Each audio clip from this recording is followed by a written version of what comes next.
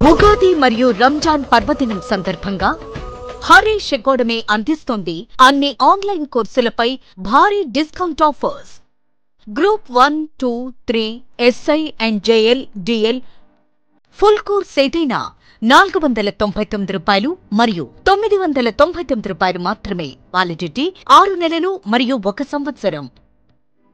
Vijay Kumar sir Indian economy single course ₹499 మాత్రమే.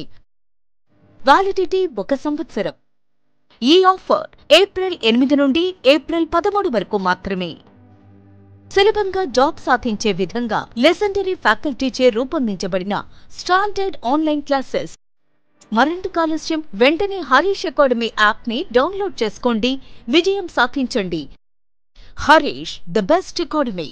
Phone 8341116915.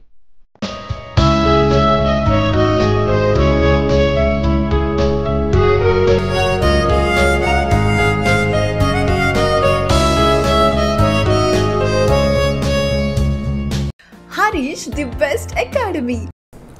Hi friends, welcome to Harish academy.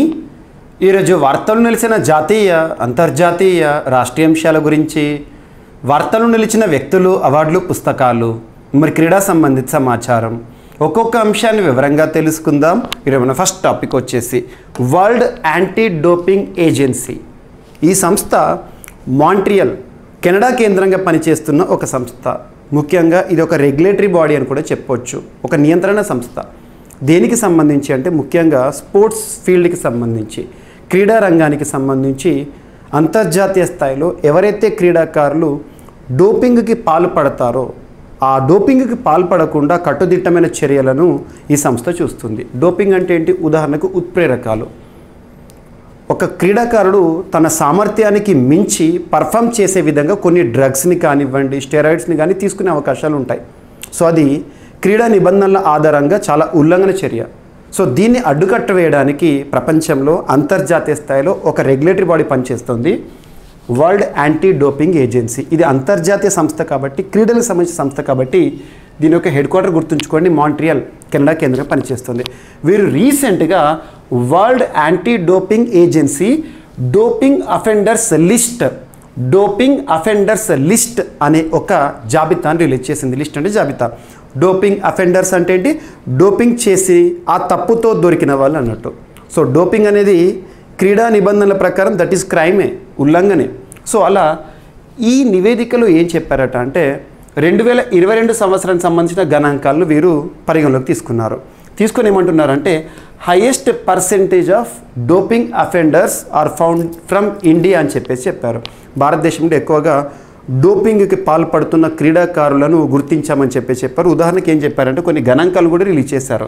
అందులో 2022 సంవత్సరంలో దాదాపు 4064 టెస్ట్ శాంపుల్స్ని వారు కలెక్ట్ చేస్తే, అంతమంది నుండి కలెక్ట్ చేస్తే, క్రీడాకారుల నుండి కలెక్ట్ చేస్తే 127 పాజిటివ్గా బయటపడ్డాయంట. సో డోపింగ్ టెస్ట్లో పాజిటివ్ అంటే ఏంటంటే ఉత్ప్రేరకాలు కానివ్వండి, స్టెరాయిడ్స్ కానీ తీసుకొని నిషేధిత ఉత్ప్రేరకాలు తీసుకున్న ఆటగాళ్ళు అన్నట్టు. సో అలా ఈరోజు ఒక అంశం వార్తలోకి వచ్చింది. జస్ట్ గుర్తుంచుకోండి, ఈ సంస్థ డోపింగ్కి సంబంధించి అడ్డుకట్ట వేయడానికి పనిచేస్తున్న సంస్థ. వరల్డ్ యాంటీ డోపింగ్ అని అక్కడ చూడండి, ఓకేనా. So doping, India records highest number of adverse findings among the countries with 2000+ tests. అంటే 2000 కంటే ఎక్కువగా టెస్టులు చేసిన దేశాల జాబితాలో భారతదేశంలో 4000కి పైగా టెస్టులు చేస్తే ఇన్ని పాజిటివ్గా వచ్చినాయి అని చెప్పేసి, ఓకేనా. ఇదొకటి గుర్తుంచుకోండి. అండ్ నెక్స్ట్ వచ్చేసి రీసెంట్గా ఎన్నికల సంస్కరణలో భాగంగా చాలా అంశాలు చూసాం. ఉదాహరణకి నిన్నటి క్లాస్లో మనం మిషన్ 414 అని చెప్పేసి ఒక అంశాన్ని చూసాము. సో ఎన్నికల్లో ఓటింగ్ పర్సెంట్ని పెంచడానికి అని. రీసెంట్గా సాక్ష్యం యాప్ గురించి, సువిధ యాప్ గురించి, వివిప్యాట్లకు సంబంధించి ఇవన్నీ కూడా మనం చూస్తున్నాం. ఇవన్నీ కూడా ఎన్నికల సంస్కరణలో భాగంగా ముఖ్యంగా ఓటింగ్ పర్సెంటేజ్ని పెంచడం, ఓటర్ ఎంగేజ్మెంట్ని పెంచడం, ఓటింగ్కి సంబంధించి లేదా ఎలక్షన్ సంబంధించి సమాచారాన్ని సులభంగా ప్రజలకు అందించడం, ఇలా రకరకాల అంశాల ఆధారంగా సంస్కరణలు చూస్తాం. రీసెంట్గా పంజాబ్ రాష్ట్రంలోని మాలేర్కోట్లా డిస్టిక్ అడ్మినిస్ట్రేషన్ వారు, ముఖ్యంగా డిస్టిక్లో ఎలక్షన్ ఆఫీసర్స్ ఎవరైతే ఉంటారో వారు బూత్ రాబ్తా అని చెప్పేసి ఒక ఇనిషియేటివ్తో వార్తల్లోకి వచ్చారు. ఒక వెబ్సైట్ని ప్రారంభించారు, బూత్ రాబ్తా. అంటే ఎన్నికల బూత్ ఉంటుంది కదా, ఆ పోలింగ్ బూత్కి సంబంధించిన సమాచారం కానివ్వండి, సో ఇటువంటి సమాచారాన్ని ఇందులో అందిస్తారు. ఫర్ ఎలక్షన్ రిలేటెడ్ ఇన్ఫర్మేషన్, ఎన్నికలకు సంబంధించిన సమాచారాన్ని అందించడానికి, సులభంగా అందించడానికి మారేడుకోట్ల నియోజకవర్గంలో లేదా డిస్టిక్లో పంజాబ్ రాష్ట్రంలో దీన్ని ప్రారంభించడం జరిగింది. ఎన్హాన్సింగ్ ఓటర్ ఎంగేజ్మెంట్ అని గుర్తుంచుకోండి. ఓటర్తో ఎక్కువసేపు ఎంగేజ్ అవ్వడం అంటే ముఖ్యంగా సమాచారాన్ని పంచడం కానివ్వండి, ఓటర్ని ఓటు వేసే విధంగా అవగాహన కల్పించడం, ఇవన్నీ అన్నీ కూడా అందులోకి వస్తాయి, గుర్తుంచుకోండి. ఓకేనా. సో ఎన్నికల సంఘం, ప్రస్తుతం ఎన్నికల సంఘానికి సంబంధించి రాజీవ్ కుమార్ గారు 25th CEC ఇన్ ఇండియాగా పనిచేస్తున్నారు. ఎన్నికలకు సంబంధించి భారతదేశంలో అత్యున్నత చట్టమైన రాజ్యాంగంలో 15వ భాగం ఆర్టికల్ 324 to 329 ఎన్నికలకు సంబంధించిన అంశాలు ప్రస్తావిస్తుంది, గుర్తుపెట్టుకోండి. ఓకేనా, ఇదంతా మనకి ఇంపార్టెంట్.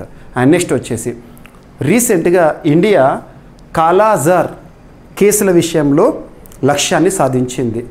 సో కాలాజార్ రహిత దేశంగా భారతదేశం నిలిచిందని కూడా చెప్పవచ్చు. కాలాజార్ ఒక వ్యాధి, మనుషుల్లో సోకే వ్యాధి, ఒక ప్రోటోజోవా కారణంగా ఈ వ్యాధి సంక్రమిస్తుంది. పారాసైట్ ఏదైతే ఉంటుందో, ప్యాథోజన్ ఏదైతే ఉంటుందో ప్రోటోజోవా, అది లీష్మానియా ప్రోటోజోవా ద్వారా వ్యాప్తి చెందే ఒక వ్యాధి అని గుర్తుంచుకోండి. సో దీన్ని అడ్డుకట్ట వేయడంలో భారత్ సఫలీకృతమైంది. సో కాలాజార్ 0 కేసెస్ నమోదుతో భారతదేశం అనుకున్న లక్ష్యం, యాక్చువల్గా 2010లోనే కాలాజార్ రహిత దేశంగా భారతదేశం నిలవాలనుకుంది. కానీ రీసెంట్గా 2023 వరకు ఈ లక్ష్యాన్ని సాధించడం జరిగింది. రీసెంట్గా ఎవరు చెప్పారంటే భారతదేశానికి సంబంధించి national centre for vector burn diseases. So వార్తలు నిలుస్తున్న వ్యాధులు ఏవైతే ఉంటాయో ఆ వ్యాధి కారకాలు ఏంటి, వీటిపైన ఖచ్చితంగా చూడండి. ఇటీవల ప్యారెట్ ఫీవర్ అనేది ఏ ఖండంలో ఎక్కువగా కేసెస్ నమోదవుతూ వార్తల్లోకి వచ్చినాయి. లైమ్ డిసీజ్ ఇటీవల వార్తల్లోకి వచ్చింది, దాని యొక్క ప్రత్యేకత ఏంటి, ఇటువంటి అన్నీ చూడండి. అండ్ అభ్యర్థులకు ఒక చిన్న సమాచారము, మన జీవీకే స్టడీ సర్కిల్ యాప్ ఇప్పటివరకు ఇన్స్టాల్ చేసుకొని వారు ఎవరైనా ఉంటే ఇన్స్టాల్ చేసుకోండి. అందులో మనం అందిస్తున్న అన్ని కోర్సెస్, ఈవెన్ కరెంట్ అఫైర్స్ సంబంధించి CA 360, a scientific approach towards current affairs అని చెప్పేసి science and technology, economy, environment, geography, history, economy, polity అన్ని సబ్జెక్టులతో పాటు మనకు కరెంట్ అఫైర్స్లో భాగంగా చూసే IITs, విన్యాసాలు, సూచీలు, వార్తల వ్యక్తులు, క్రీడాంశాలు, అవార్డ్స్, సమావేశాలు, ఇలా కరెంట్ అఫైర్స్ని అన్ని కోణాల్లో కూడా నేర్చుకునే ఒక సైంటిఫిక్ అప్రోచ్ CA 360 పైన కానివ్వండి, 2023 కోర్సు, 2024 కోర్సు పైన భారీ ఆఫర్ని ప్రకటించడం జరిగింది. ప్రస్తుతం అందుబాటులో ఉంది. సో వెరీ లీస్ట్ ప్రైసెస్లో అందుబాటులోనే కాంబో ప్యాకేజెస్ కూడా ఉన్నాయి. ఒకసారి యాప్ ఇన్స్టాల్ చేసుకొని చూడండి. ఓకేనా. అండ్ సో కాలాజార్ సంబంధించి సైన్స్ అండ్ సిమ్టమ్స్ అంటే ఏంటి, ఏ విధంగా ఉంటుందని చెప్పేసి ఇదంతా కూడా మీకు ఇక్కడ మెన్షన్ చేయడం జరిగింది. అండ్ నెక్స్ట్ వచ్చేసి H5N1 బర్డ్ ఫ్లూ కేసులు. ఇటీవల అమెరికాలోని టెక్సాస్లో ఆవు నుండి మనిషికి ఈ వైరస్ సోకడం అనేది కలకలం రేపింది, చాలా భయానకంగా మారింది. అమెరికాకి సంబంధించి centre for disease control and prevention వారు చెప్పారు. సో ఆవుల నుండి మనుషులకు వైరస్ సోకింది, ఇది రానున్న రోజుల్లో దీని అవుట్బ్రేక్ అనేది దారుణంగా ఉంటుందని చెప్పేసి చెప్పడం జరిగింది. బర్డ్ ఫ్లూ పాజిటివ్గా ఆ వ్యక్తికి నిర్ధారణ కావడం జరిగింది. సో అమెరికాలో H5N1 వేరియంట్ కేసు COVID-19 తరహాలో మహమ్మారిగా మారొచ్చు అని చెప్పేసి సైంటిస్టులు హెచ్చరికలను జారీ చేస్తున్నారు. బర్డ్ ఫ్లూ ఇప్పటి వరకు పశువుల వరకే జూనోటిక్గా ఉన్న డిసీజ్, గుర్తుంచుకోండి. నెక్స్ట్ లాస్ట్ ఒక 1 week or 10 days బ్యాక్ మీకు నేను ఒక అంశాన్ని చెప్పాను, ఒక ప్రకటన అని కూడా చెప్పాను, ఒక సమాచారం అన్నాను, హెచ్చరిక అన్నాను. కేంద్ర ప్రభుత్వం హెచ్చరిక జారీ చేసింది ప్రతి పౌరుడికి కూడా.